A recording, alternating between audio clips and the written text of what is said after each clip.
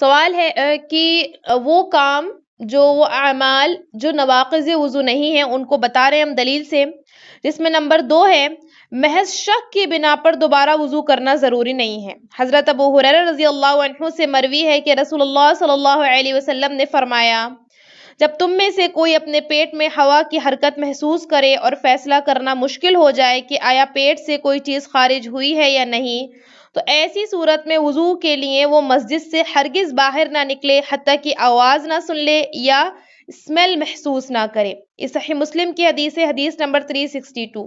شک کی بنا پر، بہت سارے لوگوں کو شک کی بیماری ہوتی ہے، تو صرف شک کی بنا پر آپ کو نیا وضو کرنے کی ضرورت نہیں ہے۔ بہت زیادہ شک آپ کے ذہن میں آ رہا ہے تو اس کو اگنور کریں، وہ شیطان کی طرف سے ہوتا ہے۔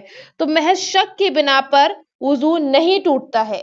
تو بچے، خواتین اور لڑکیاں ہمارے پاس آن لائن قرآن تجوید سے پڑھنا سیکھ سکتے ہیں۔ لیڈیز ٹیچر پڑھائیں گے انشاءاللہ۔